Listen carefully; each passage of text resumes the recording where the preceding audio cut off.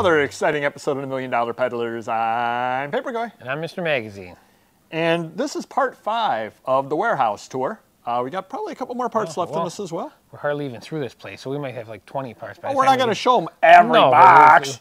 We've only moved about 100 feet since the first part. That's a good point. I see you. What's this over here? Oh, you got all the stuff that I've given you for Christmas in there, right? It is true, yeah. So come on back over to this. What is this over here? Oh, look at this. A Zeppelin. A little foreshadowing for a future video, I'm certain. Someone likes to say that word. I do like to say that word. So what do we have back over here? So this is, we come into this way. We have our computer bays. These tables lined up. We have 4 computers set up. We just added 2 more because we've been hiring listers. Too much inventory, got to sell the stuff. So keep hiring people, but we got 4 here, 2 over there. I think we're up to like 12 listers at this point. I may be taking this because I had these as a kid, but very cool. My doors all fell off and everything. Yeah, I believe you could get these back in the day.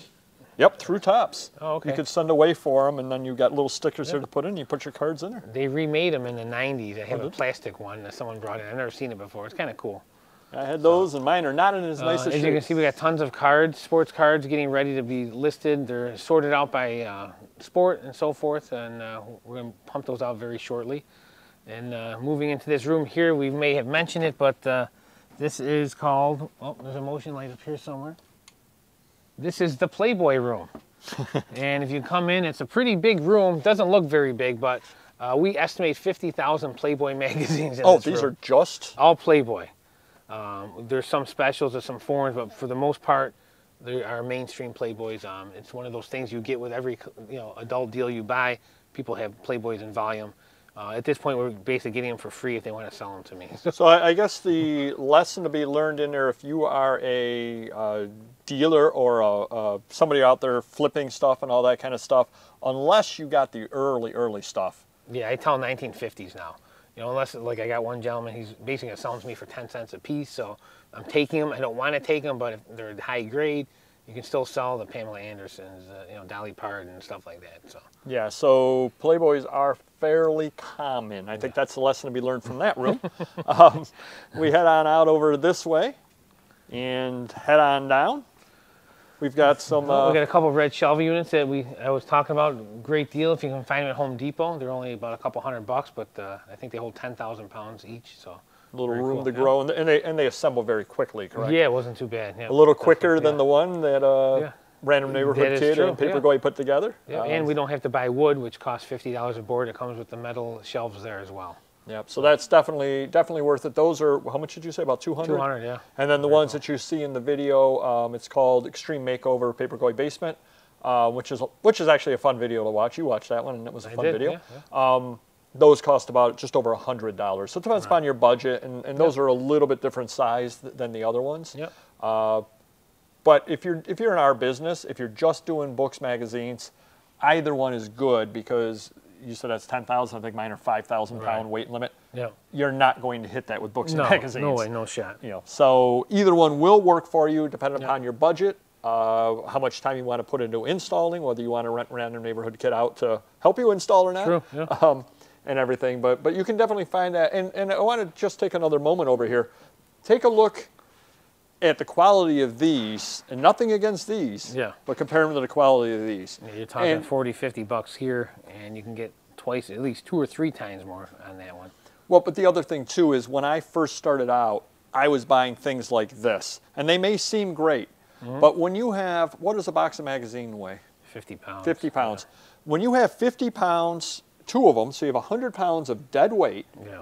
All day long, every day, sitting here pressing down. Yeah. And then you have to find something. Your natural inclination is to pull the box forward. You're doing this, and you may not be thinking about you're resting this arm. You're resting on it. Yeah. You're adding more weight to it. Yeah. Over time, these things buckle. And it starts looking really bad, and they start falling over. Spend the money. Everybody out there, spend the money on a better one right from the start.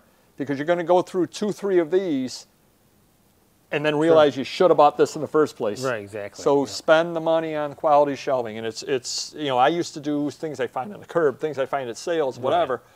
Over time, I wish I had bought the good ones. At this point, we use them for like comic books because they're a little lighter, and then toys because they're very light. Well, the other advantage, these are very easy to move around. But again, you don't want to just keep things stored on for long periods of time. Absolutely, yeah. Oh, we've got some tarps.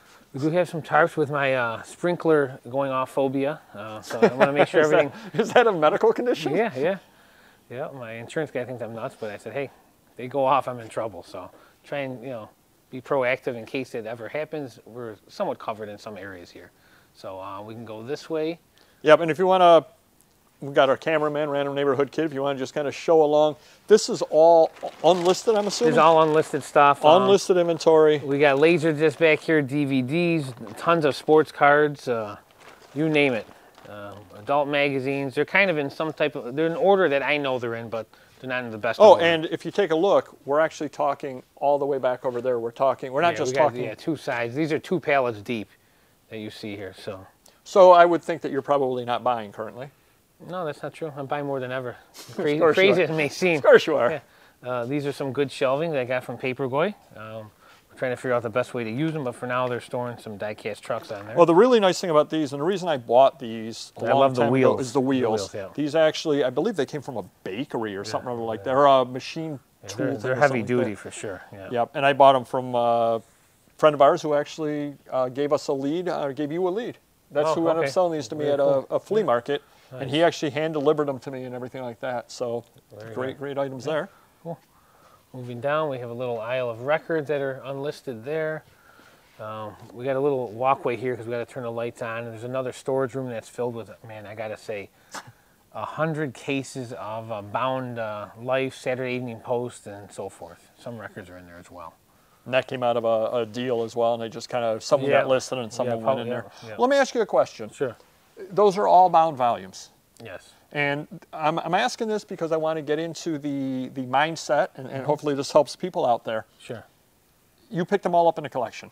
Yeah, it was a publication company, went out of business, or they were moving, and they were getting rid of that inventory. May I ask how much you got for how much? Oh, let me think now. It was $10,000. Yep. And I want to say it was like 1,000 bound volume. It was I think it was like 1,000. Okay, so you picked up 1,000. It was a lot. Yeah. 1,000 bound volumes for $10,000. Correct. And delivered, et cetera, et cetera. Yeah, I think it was all. Okay. It was included in the freight, or we worked it out as part of the price. Yeah. How many would you say you have left, unlisted? Oh, geez, probably more than 5,000. Or more, 500. I'm sorry, more than 500. More than half of them. Yeah. Okay. Have you made your money? Yes. And that is the whole key to this with buying. Yeah. And I know friend of the channel, Auction Professor, talks about it all the time as well. Right. You pick up a collection, you list enough out of it to make your money. Right. And now, if that sits back there till kingdom come, you've still made your money out of it. Right. And too many people will buy these collections and stack them up like this and never list anything out of it and be buying the next one. And that's fine if you're buying $15, $20, $25. Absolutely. Or if you're in a situation like me where you have the day job, that I can do that and kind of invest for, okay, a hobby isn't the right word, but a hobby for retirement. I've got all this stuff over there. Yeah. Okay, that's a different story. But if you're running it as a business, you can't just buy collections and stack them all up without getting some money back out of them. Right. The only other exception would be if for some reason or other you're saying to yourself, okay, the 50th anniversary of something is coming up in 4 years. Right. I'm going to start buying this stuff to stockpile it because I think it's going to be hot at that point, and I'm going to list it then for more money. Right. That's a different story. But if you don't have a plan with it and you're just piling it up, but you've made money out of all of these deals that we see piled up. There's another example, those binders in those banker boxes there. I bought 1,000 sports card sets in binders. I think they're mainly baseball. There was some football and basketball, but we sold off a small percentage of it and got our money back with some of the better stuff. So we're going to get them on. Some of the stuff's just a little more difficult to put on. You're not going to knock out 20, 30 items an hour that way. They do take some good listings, bound volume, sports cards and binders, stuff like that. A little more time consuming, but it's worth the payday. Right, eventually. Or, worst case scenario, somebody or other comes in at some point and wants to buy them from you between wholesale and retail. Right. You might be willing to get rid of them too at some point or other. Who even knows? Some deal comes along, you want the space, and you say, geez, this guy was offering me this. I'm making money on it. I can flip them to him and give him a good deal as well. Yeah. We've got a room back over here, I see. Hold on, we're skipping some spring cleaning I've been doing and getting organized. So we got the binders there. Under this tarp here and over this shelf is all loose action figures. So hopefully we can get some of these on before Christmas. But like I said, I've been doing some organizing, get everything in one area so it's easier to get them ready to list. That's good. That's good. We got a room over here. Yep, this, yeah, this is a... I used to steal stuff out of this room to list on Well, million-dollar peddlers. You can keep stealing, I'll never know. So. And you're telling me to steal. Yeah. Somehow or other, I think I'm going to walk out to my car and find this box in my car. Yeah. So there's 2 rooms here, and one leads into another one. This room's a little bigger than the other room. These are all I'm going to call them non-adult magazines, but they're regular magazines. We got a ton of the Federal Aviation Library books and magazines in these brown boxes along that wall. The crates are from another Why deal. don't you, if you don't mind taking a minute, and this might help people out there, kind of give them an idea of as you grow, what you can look forward to potentially happening. Why don't you take a minute, and you said Federal Aviation Library. Why don't you tell people what that is and what the deal was and how it happened? Yeah, they approached me through the website because I dealt in magazines, and they were shutting down, and they had their whole library, and I can't remember. It was a whole truckload. It was an 18-wheeler, I think, full of stuff. And books and magazines? Books and magazines, all from their library, and they have their little library codes on them from there. And I bought the whole kit and caboodle. It was an 18-wheeler full of probably 20 pallets worth. And we sold a lot of it over the years and made great money. And again, you get to the point where, not that it's lesser stuff, but it's harder to list stuff, so it's taking a back seat right now. How were the, if you don't mind taking us behind the curtain for a moment, how were the negotiations? And were there other competitors? And how did all that happen? There was another company that was fine with the price but didn't have the room. And so we kept going back and forth. And we came to an agreement. You know, we weren't too far off from what they wanted. They were kind of, not that they were firm, but you know, they knew it was worth way more than they were offering it to me, and they needed to get it out. So I had the means of getting out. We paid the trucking company to move it. Okay. Yeah. So yeah, it worked out well. We factored all that into the cost, and both sides were happy. And like I said, we did really well with it.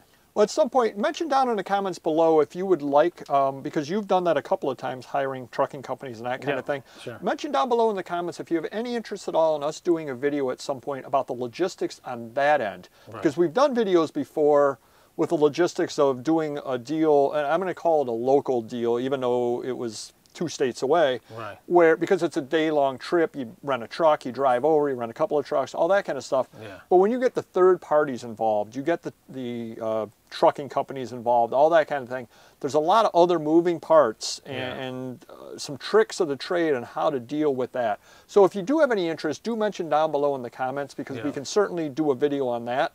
And actually, I think a lot of people are going to really want that video for one main reason. What's that? I don't know what we're doing, so I'll be quiet. Well, so for that alone, it's worth having the video. You don't have to hear my voice. That is a good thing. But usually there's 2 reasons why you want to use a trucking company. One, it's bigger than a 26-foot Penske, which is the largest you can get for driving without any type of license. 2, location. Now, obviously, when we went to Ohio for the Ohio deal a couple times, it wasn't that far away.